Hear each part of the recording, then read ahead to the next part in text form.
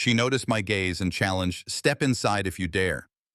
Welcome to Bad Boys Channel, where we reveal true adultery stories with unexpected developments. If you find the video interesting, consider subscribing and liking it. Your support really aids the growth of our channel. Now let's embark on the journey into the story. Now, let us embark on a journey into the tale. Greetings, I am known as David. At 27, I found myself in search of a more tranquil existence. After 6 long years in a bustling city that never seems to quiet down, I yearned for tranquility. Not the type you stumble upon in a cozy cabin nestled in the woods or at a serene retreat high in the mountains. Merely a community, a tapestry of lives intertwined. In a place where green lawns stretch out, mailboxes stand like sentinels, and friendly greetings drift over the fence now and then. And so it came to be that I found myself in a humble 2-story abode, nestled at the end of a quiet cul-de-sac just beyond the vibrant city of Portland. It features floors that creak with every step, a peculiar scent wafting from the basement, and an enchanting allure that reveals itself slowly over time. Yet, it belongs to me, and for the first time in ages, I rise to a morning free from the wailing of sirens or the furious thuds of neighbors slamming doors in the dead of night. In the whirlwind of that first week, I found myself surrounded by a sea of unpacked boxes, misplacing items I had just unearthed, and savoring frozen meals while leaning over the sink. In this unfamiliar place, I found myself surrounded by strangers. In the beginning, that was the essence of it all. In my mind, I believed that solitude was the remedy I sought to find my breath once more. Yet, as time passes, the silence begins to whisper its secrets to you, revealing its voice when it lingers too long. On a bright Wednesday afternoon, my eyes were drawn to her for the very first time. There she was, perched on the porch next door, carefully snipping the ends of a sprawling lavender bush that adorned her walkway. It's hard to say what first drew me in. Maybe the way she moved, calm and deliberate, or maybe the quiet strength in how she carried herself.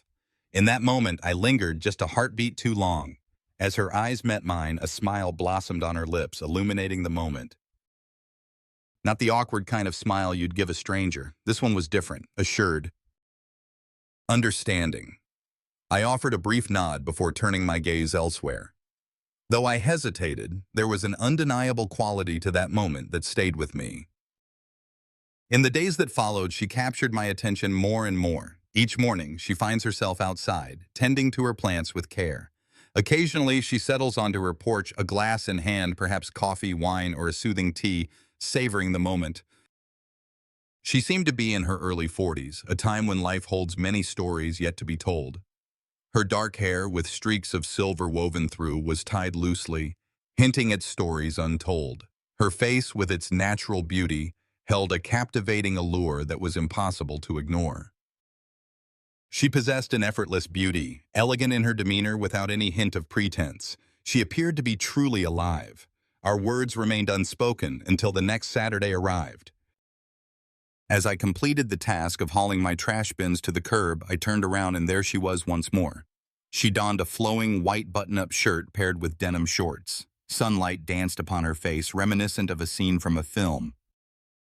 I gazed intently, excessively lengthy. She stood her ground, unwavering. With a subtle tilt of her head, she strolled to the edge of her porch and called out, "Step inside if you dare!" For a fleeting moment, it stole my breath away. It didn't carry the usual hints of flirtation. A challenge it seemed to be. Once upon a time, there was a test. I stood still, caught in a moment of disbelief. She lingered for a moment, her gaze fixed on me before she turned and stepped inside, leaving the door ajar just a crack. I lingered there, feeling rather foolish for what seemed like an eternity of 10 seconds, and so I made my way up her steps. The air was filled with the warm, inviting scents of cinnamon and freshly polished wood. Inviting, yet genuine, without any pretense. With a silent grace, she guided me into the living room, her hand gesturing for me to take a seat. I certainly did. With a graceful motion, she filled 2 glasses with rich crimson wine. "I'm Emily," she said as she extended one towards me. I responded, "David." In the quiet of the moment, we savored our drinks, letting the stillness envelop us for a few minutes. She gazed out the window, her expression a mystery. "Do you find yourself in solitude?" she inquired. I gave a knowing nod. I have just settled into my new abode. A moment to pause and refresh was essential. She offered a gentle smile, a subtle glimmer of warmth in her expression. Ah, the journey of a reset, a tale often underestimated.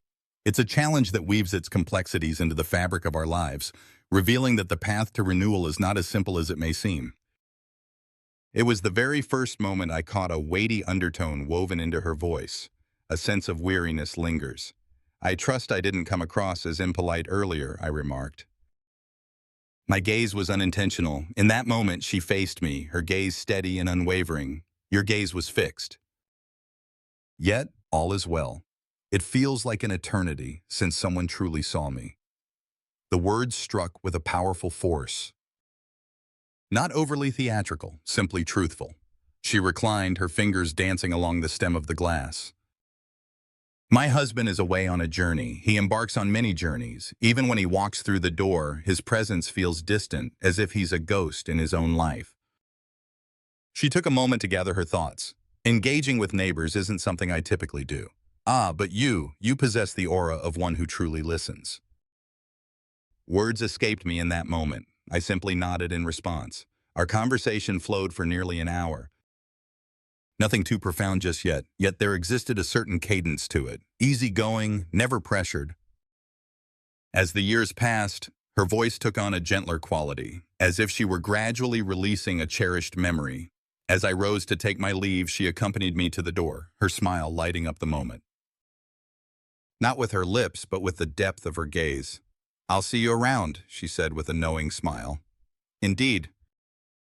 And so I responded, "Absolutely," and in that moment I found myself embarking on an unexpected journey. There was a mystery lingering in the air, something that eluded my grasp, yet I found it impossible to overlook. It was unexpected to cross paths with her again so soon.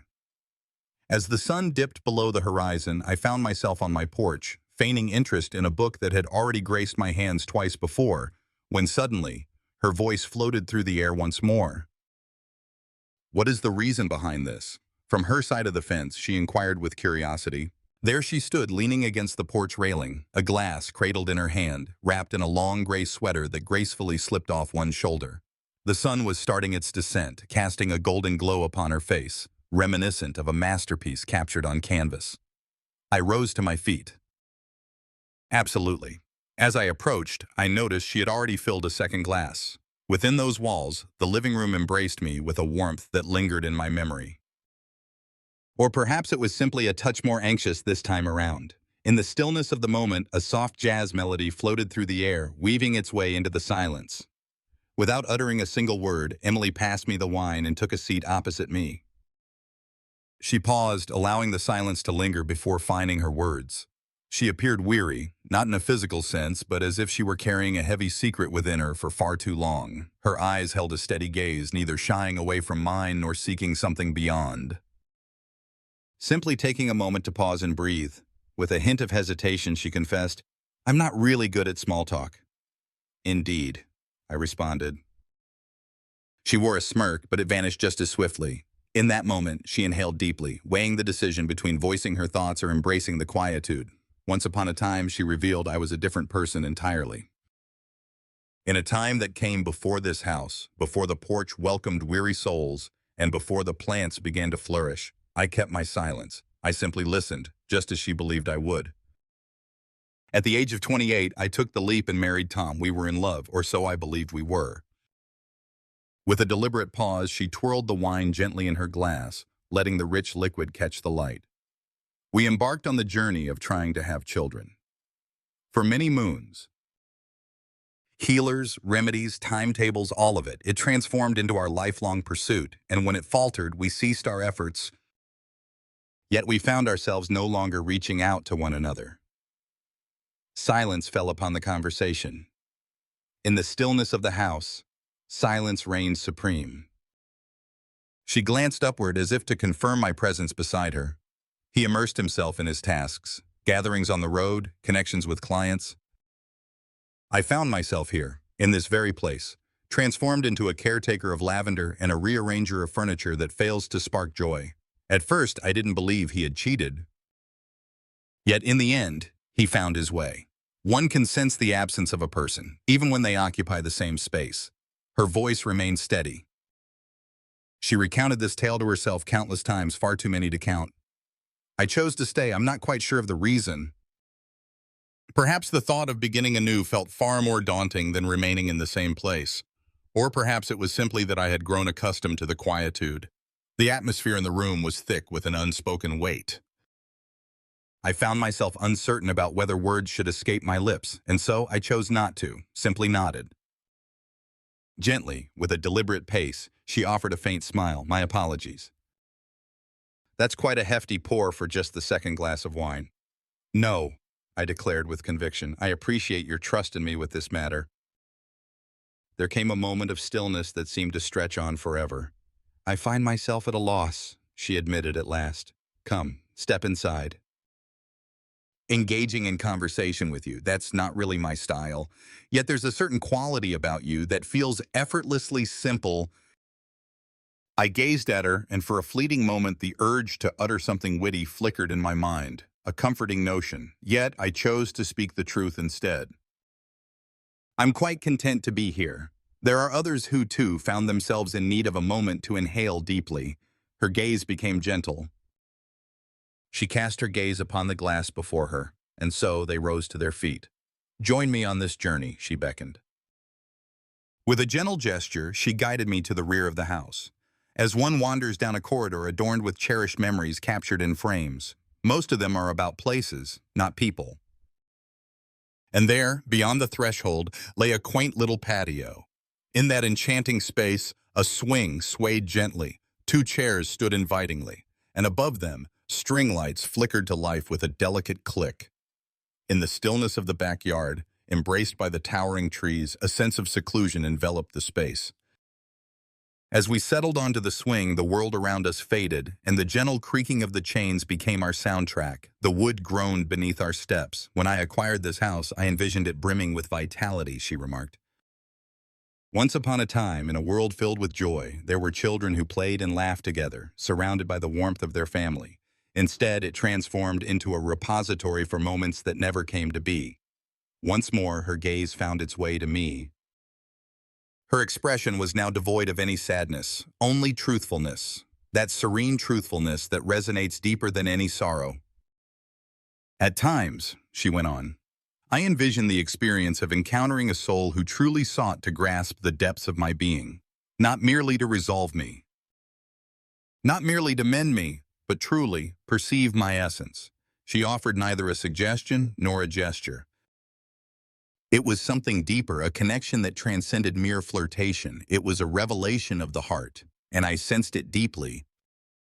I refrained from making any contact with her. I refrained from making any bold or foolish statements. We lingered for a moment, swaying gently on that old, creaking swing. As the soft glow envelops the room, a glass of wine rests gently in hand, inviting moments of reflection and connection, enveloped in the whispers of unspoken thoughts. At last, I rose to take my leave. Allow me to escort you, she offered. At the door, she stood there, keeping her distance, not embracing me or reaching out in any way. With a gentle touch, I eased it open and took my place beside it, letting the moment unfold. I appreciate your visit, she remarked with a warm smile. Your ears seem to carry the weight of shared pain. Silence enveloped my response. I found myself under no obligation to do so. I strolled back to my home just a short distance away, yet it seemed like an endless journey. On that fateful night, slumber eluded me. It wasn't due to feeling overwhelmed or confused. Yet, for the first time in what felt like ages, I sensed that I had entered a realm of authenticity. In the days that followed, a serene stillness enveloped everything. As I stood there, I noticed Emily wasn't out front, and I hesitated to knock on her door, not wanting to seem too eager. And so I found myself in a moment of stillness, waiting. Quench the thirst of my green companions, clear out the garage, despite its lack of mess. Peruse the same passage in a book thrice, yet find it elusive and beyond comprehension. She lingered in my thoughts like a melody that refused to fade away. As the sun dipped below the horizon on a Thursday evening, I found myself on my porch, a beer in hand, feigning an interest in my emails. In that moment, the familiar sound of the screen door across the way creaked open, drawing my attention. I gazed upward. Silence enveloped her, words unspoken, hanging in the air like a delicate thread waiting to be woven into a tale. She simply cast a glance my way, a gentle inclination of the head accompanied by a subtle, half-formed smile. With a graceful turn, she stepped inside, the door left ajar behind her. It was sufficient.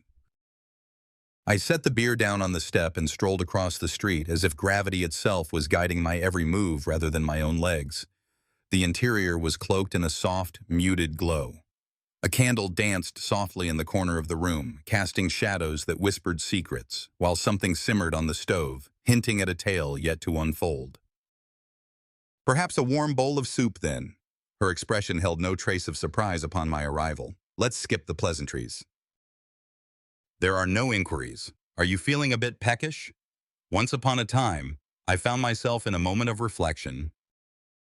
Yet, beyond all else, I found myself yearning for the connection that blossomed between us. In the heart of the home, we gathered around the kitchen table to share a meal. Ah, the comforting embrace of chicken noodle, a dish that whispers warmth and simplicity with every spoonful. With her hair pulled back, bare-faced and clad in a well-loved hoodie that likely belonged to her husband, she exuded a sense of comfort and familiarity, though I chose not to inquire further. The evening meal unfolded in a serene and cozy atmosphere. We engaged in a conversation that danced around the void, weaving tales of emptiness. Beloved films, the coffee was quite disappointing, our most troublesome neighbors to date. Her laughter rang out, a genuine burst that took me by surprise. It was the very first time the tale reached my ears. Once the meal was finished, we transitioned to the cozy embrace of the living room. She poured wine, once more. This time, we found ourselves on the couch, side by side, rather than at opposite ends. As I drew nearer, my eyes caught sight of a delicate scar etched upon her wrist. She noticed my gaze upon her. She recounted the tale of how she tumbled from her bike at the age of 12. Once upon a time, there was a bike that still remained in my possession. It sits there in the garage, slowly succumbing to rust, just like all the other forgotten things I can't seem to part with. A smile graced my lips. It appears that you struggle with the art of release. She gazed at me then, with a lingering intensity. Indeed, I do. Silence enveloped the space once more. Yet, on this occasion, it felt quite different. There was no discomfort to be found. It hung in the air, a palpable presence that we both sensed but had yet to put into words. Out of the blue, she declared, "You've been on my mind. Once you had departed." In that moment, I held my silence, allowing the weight of the words to linger in the air. Her eyes were wide open, revealing every secret they once held. "I wasn't certain our paths would cross again," she added. "Most men your age would have fled at the first mention of the darker truths." I leaned in a bit closer to her. "Perhaps I have a preference for the authentic over the effortless." That brought a smile to her face. It was a modest smile. It was one of those gently curved ones where the lips barely shift, whispering secrets of their own. Yet, it is all found within the gaze. And then, she extended her hand. Her fingers danced lightly against mine, illumination. It felt as though she was gauging whether I would retreat. I did not. Her hand lingered on mine. "I can't promise you anything," she whispered gently. "I'm currently navigating through a journey. I'm at a loss for what this could possibly be." I made it clear that I wasn't seeking anything. I said, "In this moment, I find myself present." With a gentle nod, she acknowledged the moment. "Ah, that's quite a bounty, more than I've seen in quite a while." We lingered in that moment, time stretching around us like a warm embrace. The wine sat there, waiting, untouched and unappreciated. As the flickering flame danced gently, the candle's wax dripped slowly, casting shadows that whispered secrets of the night. And then I spoke, my voice barely rising above a whisper. "Would you like to step outside for a moment?" With a gentle nod, she acknowledged. And we stepped out onto the patio again. The sky was clear this time. Glimmers of stars peeked through the branches of the trees. We found ourselves on that familiar swing side by side. But this time, our shoulders brushed against each other. With a soft exhale, she let her breath escape. "Your presence brings a sense of ease to the air around me." I cast my gaze in her direction. Her gaze was already fixed upon me. And then she drew closer, with great care, as if she were allowing me a moment to reconsider my choice. I did not. Her lips brushed against mine, gentle, uncertain, indeed without a doubt. It unfolded with a calm assurance, neither frantic nor hurried. In that stillness, a myriad of unvoiced thoughts lingered between us, weaving an invisible tapestry of connection. As she withdrew, silence enveloped the moment. Nor did I. For in that stillness, everything fell into place. We lingered in the cool evening air until the chill settled in. As I made my way home, the street beneath my feet seemed to whisper secrets, its essence transformed in that moment. As if an unseen bond wove her home and mine together. That night, sleep eluded me, not from a place of restlessness, yet there was a change deep within me. Little did I realize what this would evolve into. Uncertainty loomed over the journey, leaving me to wonder whether it would crumble into dust or blossom into something extraordinary. Yet deep down I understood it was genuine, and for the first time in ages, I felt a sense of courage about the path ahead. In the days that followed, I found myself anticipating the instant when everything would seem like a misstep. There were moments when I found myself wishing I hadn't dared to cross the street. Lingering in a place where time slipped away, a sense of regret settled in. With a heavy heart, I find myself wishing I had held back. Yet that moment remained just out of reach. Instead, everything seemed to unfold with greater clarity. At first glance, Emily was nowhere to be found. She remained silent, her voice lost in the air. I chose not to send a message, and yet there was no trace of anxiety. Let us share a moment of stillness, just the two of us, as if a room holds onto its glow, lingering in the stillness, even in the absence of an audience. As the sun began to rise on that serene Sunday morning, I ventured outside, cradling a warm cup of coffee in my hands. Primarily driven by routine, in that moment, the air held a refreshing bite, invigorating all who breathed it in. The sky hung low, draped in the somber hues of early fall gray. And there she stood, a figure woven into the fabric of the moment. She stood by her car, a moment suspended in time, clad in denim and a breezy jacket.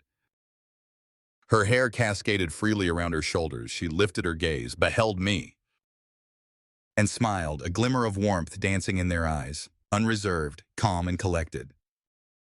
Simply ordinary. I lifted my mug high. Ah, the dawn of a new day.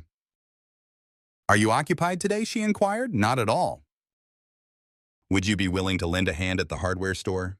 "I seek a companion who can lift the weight of burdens and remains unfazed by the myriad of paint samples before us." A chuckle escaped my lips, escaped my D. "I believe I can handle that with ease." With the windows rolled down, we set off on our journey. Her hand danced with the wind, gliding freely outside the passenger side window. The soft strains of music floated gently through the air, a folk song that was unfamiliar to me, and she softly hummed a tune, letting the melody weave through the air. In a moment that felt charged with unspoken words, she leaned in and let her hand gently settle on my leg, laid back, as if it had been destined to be there all along. That small act, I'm uncertain, it grounded me. Our afternoon was filled with the delightful task of selecting new cabinet handles, feeling the texture of sandpaper, and gathering an amusing array of sample paint jars. I observed her in a spirited debate with herself, wrestling with various shades of white that appeared indistinguishable to my eyes. Yet it didn't bother me at all. It was heartening to witness her engrossed in something beyond the shadows of pain or the weight of memory, a tale of simplicity. Upon returning to her abode, we brought the bags inside and gently placed them in the kitchen. She stood before the open cabinets and declared, "I believe I despise everything within these confines. Everything could be transformed." I extended my hand, begin anew. With a glance cast back over her shoulder, she caught my eye. Indeed, that seems like a possibility. On that day, our lips never met. Ah, we haven't even touched upon the tale from before. As I departed that evening, she wrapped her arms around me in a warm embrace. Confined. Leisurely, with both arms in a silence that speaks volumes. The next time our paths crossed, the rain was falling softly around us. Out of the blue, I made my entrance, dripping wet, without an umbrella. Cradling a pizza box in my hands, it seemed like the perfect reason to linger a little longer. She opened the door, pausing for a moment, the silence hanging in the air like a breath held in anticipation. With a gentle smile, she gracefully stepped aside. "Step inside if you're drenched enough," she said, a playful smirk dancing on her lips. I slipped off my shoes and stepped inside. As she passed me a towel, we settled into the cozy living room, the pizza resting between us, while the rain danced against the windows, creating a soothing symphony. At one moment I inquired, "Is he aware?" She lifted her gaze. "Once upon a time, there was a character named Tom." I gave a thoughtful nod. "Absolutely not. He wouldn't even catch on, even if it were right in front of him." She took a moment to gather her thoughts. "It has been 4 long days since he last reached out. At times, I find myself pondering whether he even recalls my presence in this space."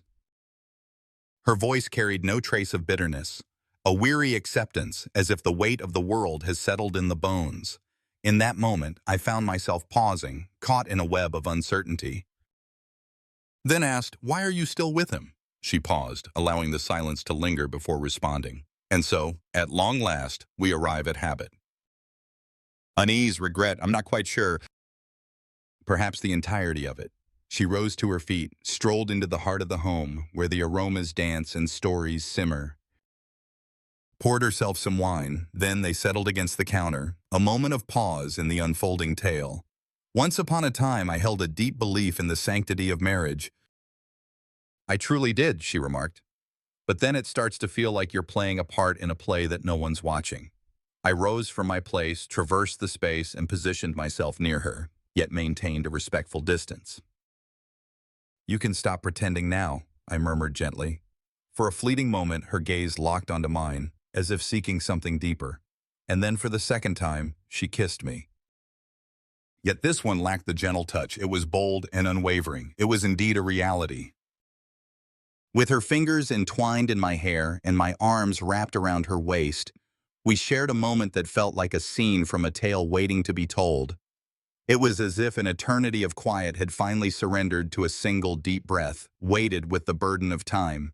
As if two souls were on a quest to rediscover the warmth of being desired, and at long last they found the answer they sought. We separated, gasping for air. She leaned in, her forehead gently touching mine. "I'm scared," she whispered. "Indeed," I acknowledged. "Same here." She lifted her gaze. "This cannot merely be a fleeting getaway. It certainly isn't. Then please stay with me." "I shall not." That night I didn't go home. We didn't sleep together. We just lay on our couch under a blanket, tangled together in that quiet, vulnerable space where the world stops trying to be loud. At one point, around 2 a.m., she said, "I think I've already made my decision." I chose not to urge her for an explanation. I drew her in tighter, savoring the moment, because I had already made mine too. As dawn broke and the world outside began to stir, I found myself roused from slumber on the couch by the gentle, rhythmic sound of clinking coming from the kitchen. Emily stood ready, clad in her jeans and sweater, her feet bare against the cool floor, as she poured steaming coffee into 2 waiting mugs. Her hair was gathered haphazardly, as if she had yet to catch a glimpse of her reflection. She cast a glance back at me, her smile warm and inviting, as if I had always been a part of her story. As the sun began to rise, she greeted the day with a simple yet warm, "Morning." "Morning," I replied, my voice still thick with the remnants of slumber. With a gentle rustle, I propped myself up, neatly folded the blanket, and made my way over. She offered me a mug in silence, and we lingered there for a moment, still, serene, genuine. As the sun streamed through the window above her sink, a warmth enveloped her home, casting aside the chill that had lingered for so long. It didn't feel like a museum of a life she never got to live. It embraced me like a warm memory. "I have a tale to share with you," she began. I felt a slight tension rise within me. It seemed I was preparing myself for the inevitable twist of fate. The weight of regret lingers, a shadow that follows closely, whispering tales of what could have been. Ah, the line of error that we all stumble upon. With a deep breath, she revealed, "I filed the divorce papers yesterday." In that fleeting moment, my eyelids fluttered shut and then opened again. She sipped her coffee. I took to the digital realm to accomplish it. It took me a mere 15 minutes to weave this tale. Upon his arrival in LA next week, his fate will be sealed. I held my tongue for a moment, letting the silence linger in the air. It wasn't that I was uncertain about my feelings. Rather, I was acutely aware of them, and I sought clarity before I shared my thoughts. "Are you certain?" I inquired gently. With a gentle nod, she acknowledged. "More than I have ever been." I observed her for a brief moment. Her face bore no hint of doubt. Unburdened by hesitation, she appeared to float as though an unseen weight had at last been released from her heart. She continued, revealing that she lingered in that marriage, unwilling to face the truth that it had truly ended long ago.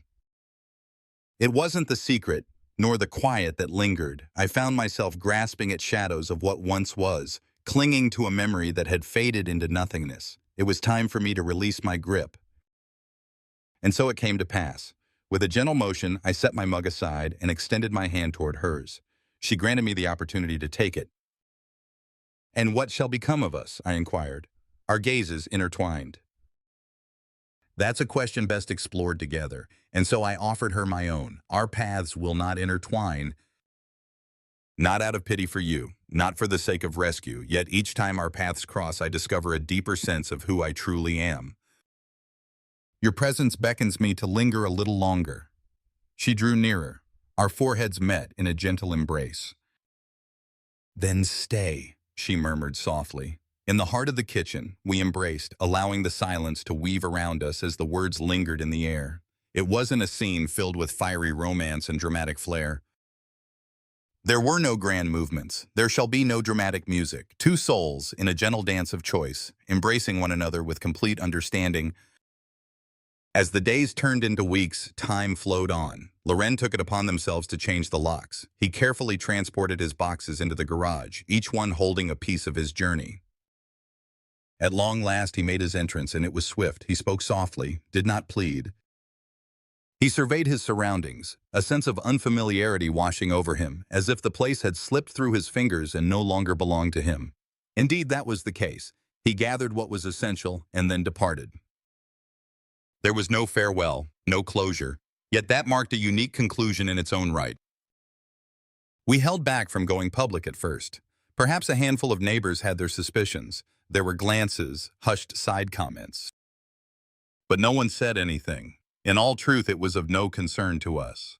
As the moon rose higher, I found myself drawn to her haven more often, seeking the warmth of her company under the stars. Then entire days.